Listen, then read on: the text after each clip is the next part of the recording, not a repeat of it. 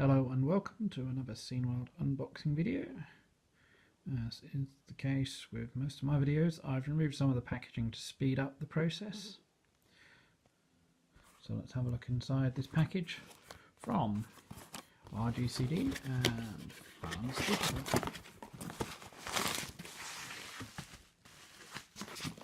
You can see there's extra packing material in there. Move that out of the way, and first we will look at the superb poster from Robin Levy, which gives you a clue as to the game.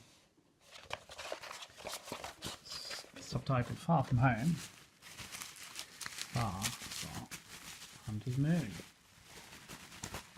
So in our package here we have Hunter's Moon badges. These were part of the Kickstarter campaign and also available through the Indiegogo campaign. A flyer for the art of Oli Frey, oliverfreyart.com. Oli did the cover artwork for the original and the new Hunter's Moon. We have an RGCD postcard highlighting some of their releases, including the brilliant Pan-Dimensional Conga Combat for PC, and some of their Commodore 64 cartridges. We have our nice Thalamus bookmark, double-sided, with Oli's amazing logo. And then the slipcase, Far From Home, Far From Hunter's Moon. And on the back, you can see this is the Remastered cartridge edition.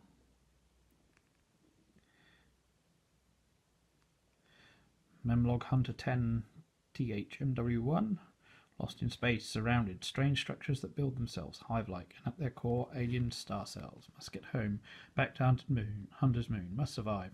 I'm attacking now, full thrust, cannons locked in, fire. You can see original Zap Sizzler, and the game will be reviewed in the 2019 Zap Annual as well, so we'll see what we get. So again, here we can see inside the case, beautiful Hunter's Moon artwork, and then some different screenshots on the back here. Going inside the case, we have Thalamus, games good enough to snog with, and a plain Thalamus logo. We have the art card, a postcard, Hunter's Moon. We have the instruction manual. It's important to read this as there are some differences with the original game. It's the monologue. And the first thing to remember is the boot menu. You hold the Commodore key on starting up, and there are a choice of 3 games: the Remastered, the original, and the trainer version. The original is exactly the same as the 1987. The trainer mode gives you an infinite supply of lives and permanent shields. You can jump to the first 8 levels, 2 to 8. And another interesting thing, the Gmod 2 cartridge used allows save slots, so there are 3 save slots. Instructions, title screen controls, how to save and load, the info bar in-game, coordinates, status,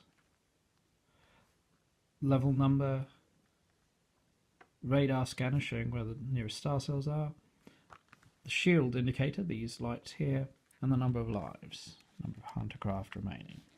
There's a pause menu, run stop and then move the joystick. Snar map tells you about how to navigate levels. Random mode. Now this changes the order the levels appear. You can see there's some new additions, including the steampunk levels. And then here there's a page on using the level editor. Level editor quick reference. Credits. And you see Martin Walker, Matt Gray, who are involved in the original, are involved in this version.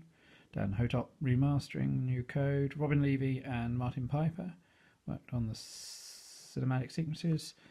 Steve Day did the new logo. Andy Roberts, head of Thalamus Digital. And there's lots of thank yous there for various people.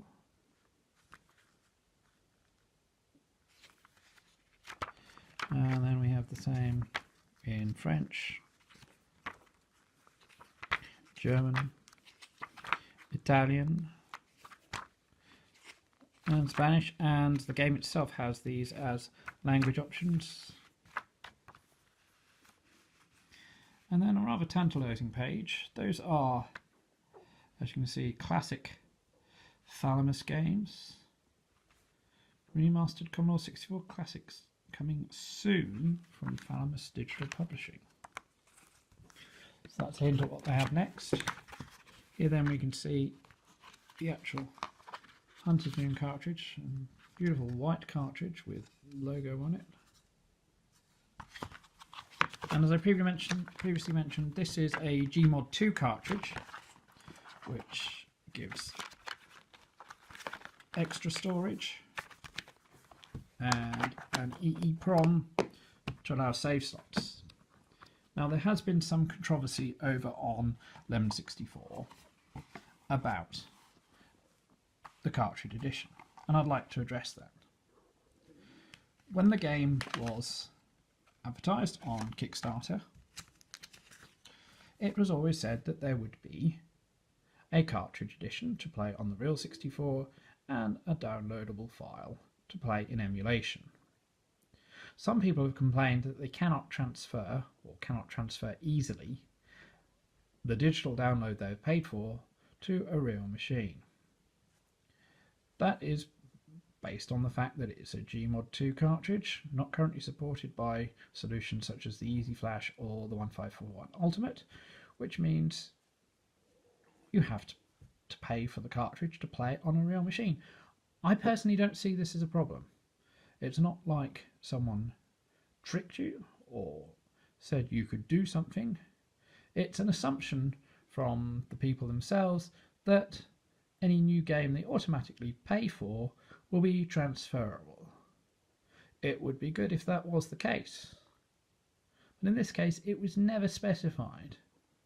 It was always clear you could buy the cartridge or buy the digital download for use in emulation. I don't think it's right to complain about the price of the game.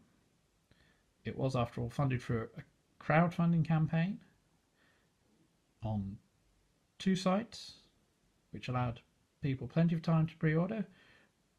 Assuming there are any further stocks, then I'm guessing that they will be up for sale, and I'm hoping that there will be more, because the more people that play it and the more people that pay for it, the more new games that Thalamus Digital will put out.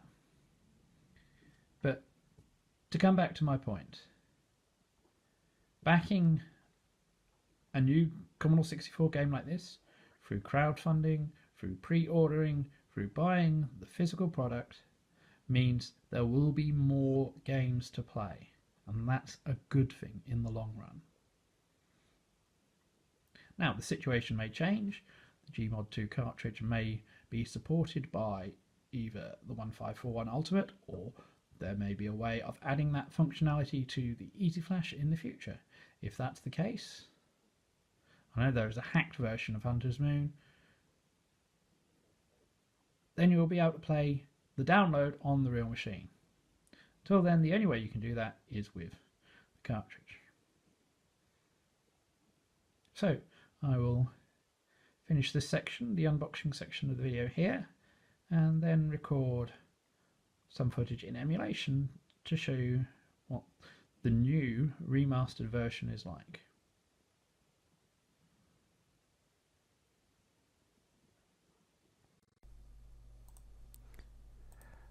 Welcome to this video of Hunter's Moon. You hold down Commodore key and switch on. The cartridge boots to this menu. You can choose the version and the language. You have 3 save slots. Choose video, PAL, or TSC. these are the hints pages showing you some of the enemies you'll face in game and the hits they need to destroy.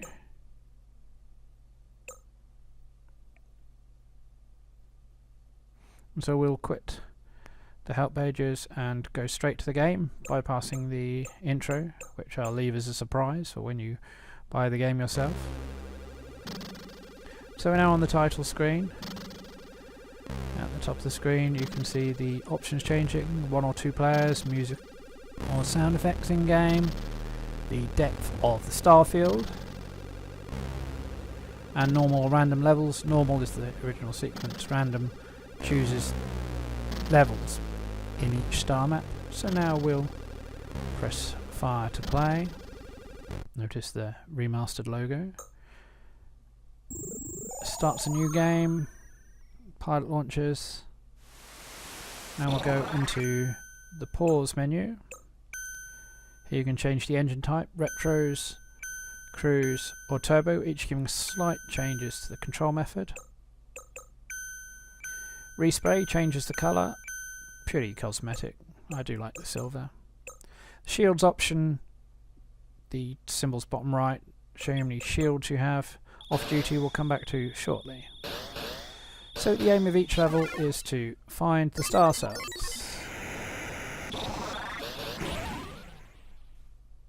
Collide with the background.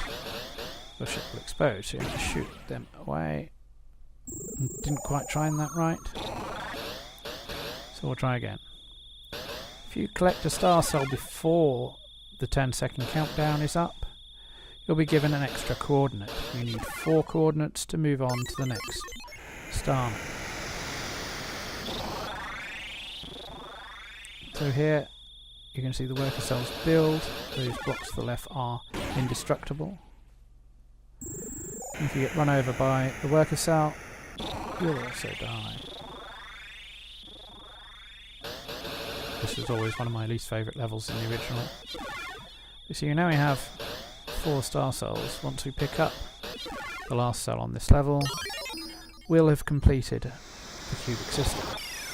So the sub-game, shoot the worker cells and avoid getting hit by the spores. If you eliminate all of the worker cells, you get given a bonus life. The coordinates then generate this pattern, which you can enter into the off-duty mode and see that pattern again. So advice to System 2, be aware of attackers. So the worker cells will pass over certain backgrounds and generate spores.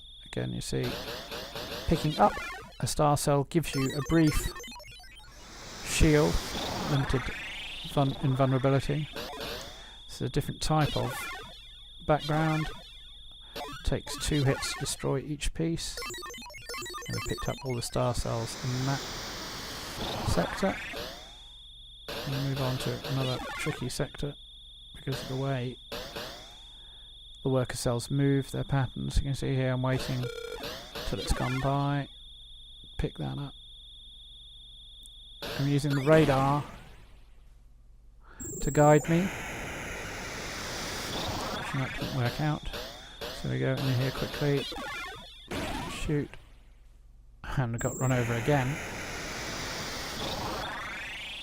So here we now have 4 star cells for this sector, for this map. So we'll jump onto the next star map when we complete this level, which is easier said than done. Here where the different engine modes can give you an advantage. Reaching 10,000 points awards an extra life, which comes in handy. So we've completed the cross system. And once again we go into the sub-game. Different pattern. Worker cells zooming in towards you. Pretty coordinates. be aware of homing in. So I'll show you what that means with the second level. This one isn't too bad. You can blast through, pick up the star cells. Just be aware of the spores flying at you. Now we move on to another sector.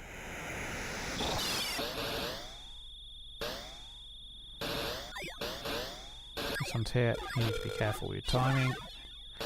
Pick up that star cell. Do some radar again. And notice the way the levels wrap around. Now this is an example of homing in is a bad thing. If you take that star cell, the worker cell will now paint a background cell over it. It'll turn them some into attackers as it goes over, but now you are trapped behind a solid wall and there's no way out. So we'll have to lose a life and time it better. So I'll go for the other set of star cells first. You see this time we collect. Oh dear, that's not what I meant to do.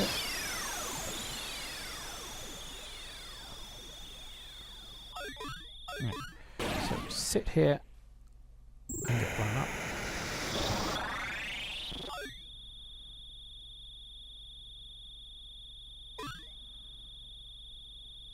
Now, wait for the worker cell to go by, dive in, down to star cell, get out again, and now we have that one. We can collect that star cell and that one to complete the level.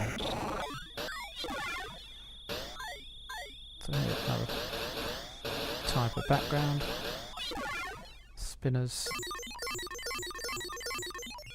We'll move over the unknowns. Move over the completed sections to get to the unknown levels. Fairly straightforward level, this one. Just the 2 cells, 20,000 points. Another extra life, and so now we have to destroy these tougher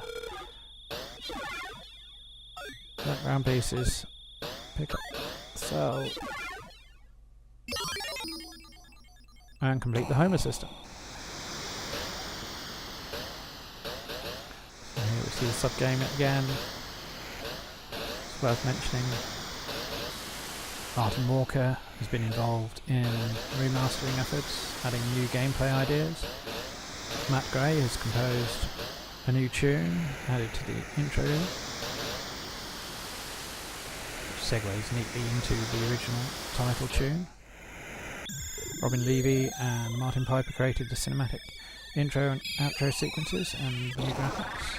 Steve Day created a new logo. Now here is where Hunter's Moon starts to get tricky. The puzzle levels will stump you. And basically what you're seeing here is the first trick where the worker cell has put a dot onto that wall. You get the angle right, you can shoot that dot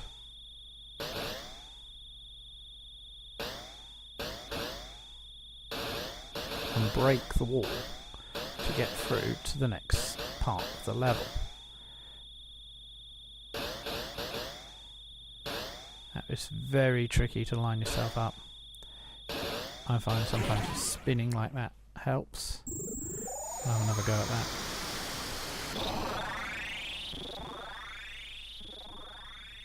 You see, you can't get through that gap.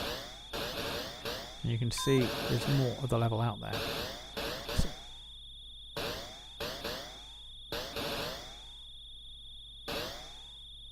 There we go, we're blasted through that wall now and into the next section, which is just the same as the first, only this time we're trying to break through this right hand wall. And we're through, break through the massive spheres to reach the level's only star cell. Onto the maze system, the next level. Here we have to time our run, so we destroy the blocks and progress along the destructible passage there. So anyway, high score time. I'm showing my name on joystick. I there's a way to delete letters, so you'll see there's a mistake coming up.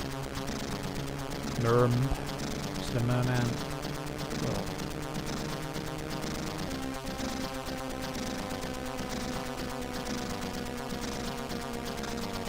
enter that spot anyway, and now the game has been saved, and clicking continue game will resume after that first section on the maze system.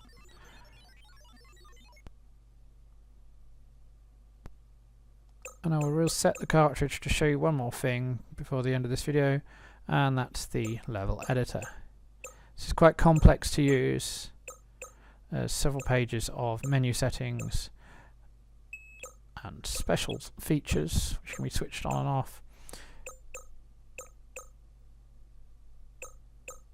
The starting position of the hunter is random or fixed. How long cells take to appear. You can tweak 2 colours, so you can give your level a unique colour.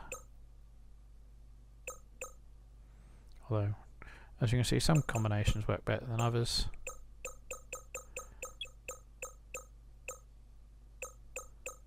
But it's a very clever addition to the cartridge. I'll reset. So we're back to the boot. And I'll show you the original game. The loading screen by Robin Levy, who was involved in the remaster. You see his logo. And as the memory decrunches, you have this pretend cyberload effect, which is a neat touch.